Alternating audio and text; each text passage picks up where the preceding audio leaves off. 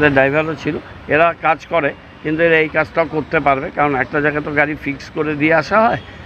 একটা ট্রাক্টর অনেকগুলো ট্রিপ করতে পারে, একটা ড্রাইভারও অনেকগুলো ট্রিপ করতে পারে, সেটা আমরা ম্যানেজমেন্টের মধ্যে রাখছি। আজকে আমরা আরও অর্ডার দিয়েছি, কিন্তু এই 5টা আমাদের কাছে এসছে এবং এটা আমাদের খুব কাজে লাগবে। আজকে এই এক্সট্রা আমরা 5টা পেলাম।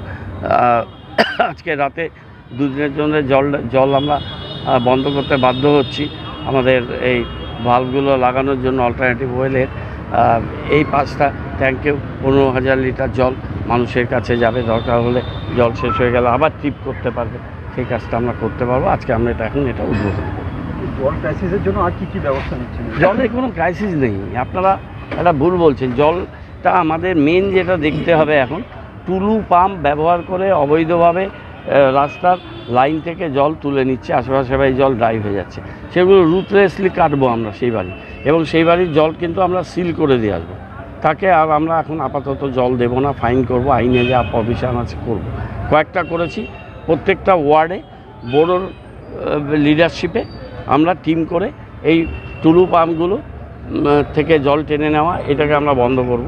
এবং জায়গায় জায়গায় আমরা ডিপ টিউবওয়েল করছি। আমাদের বড় জল প্রজেক্টটা বাস্তবায়িত হওয়ার আগে, আর এখন আমাদের সেকেন্ড ফেজ জল প্রকল্প আমরা ওয়ার্ক অর্ডার কলকাতা থেকে 2-4 দিনের মধ্যে এজেন্সিকে সিলেক্ট করে দেওয়া হবে, এবং তারপর আমরা পন্ডের কাজটা শুরু হলে ডিসেম্বরে, এটা এপ্রিলের আগে আমাদের বিগ পন্ড অল্টারনেটিভ তৈরি হয়ে যাবে।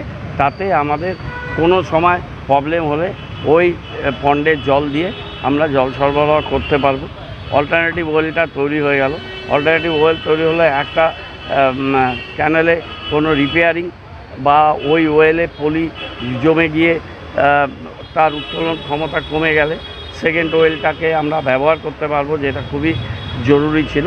আর এর মধ্যে আমাদের 204 কোটি টাকা ফার্স্ট ফেজের পাইপলাইন লেইংয়ের কাজ চলছে, সেটাকে আমরা আরও এক্সপেডাইট করব। আমাদের একটা টাস্ক ফোর্স তৈরি হয়েছে। আজকে আমি হর্টিকালচারের মিনিস্টারের সাথে মিটিং আছে, আরও অনেকগুলো আজকে মিটিং আছে, এবং কালকে আমি একটা প্রেস দেখেছি, একটা গুরুত্বপূর্ণ একটা বিষয় হয়েছে যেটা গভর্নমেন্ট থেকে আমাকে পাঠাচ্ছে দিল্লিতে, সেটা আমি কালকে প্রেসকে বলবো, আজকে এখানে বলছি না। তো তার আগে আমি কমিশনার ম্যাডামের সাথে মিটিং করে যাচ্ছি।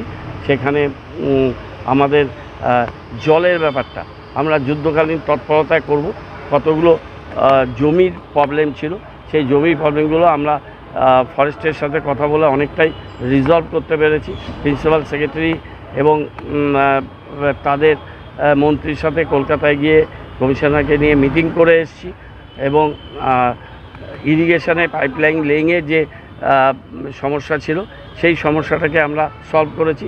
আমরা যাদবপুর ইউনিভার্সিটিকেও এই কাজের জন্য এনগেজ করেছিলাম, এবং আমরা যেহেতু এটা এসএমসি করছে, আমরা একটা চিন্তা করে দেখব আমরা থার্ড পার্টি কোনো এক্সপার্টি টিম আমরা এই প্রজেক্টের মধ্যে আমরা ইনভলভ করব কি না, সেটা আমরা টাস্ক ফোর্স কমিটি মিটিং করে রেকমেন্ডেশন নেব।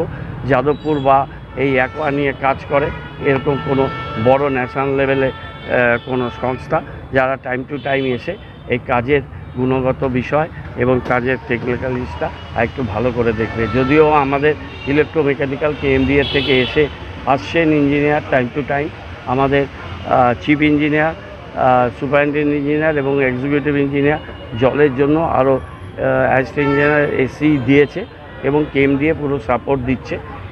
তার সাথে আমরা আরেকটা থার্ড পার্টি ইন্সপেকশন টিম আমরা যদি করতে পারি, তাহলে আমার মনে হয় জল প্রকল্পটা খুব ভালো হবে। এবং আমি একটা বার চার্ট তৈরি করব কমিশনার ম্যাডামের সাথে বসে। এটা একটা খুব সিস্টেমে চলতে হবে, কারো হুইংসে চললে হবে না।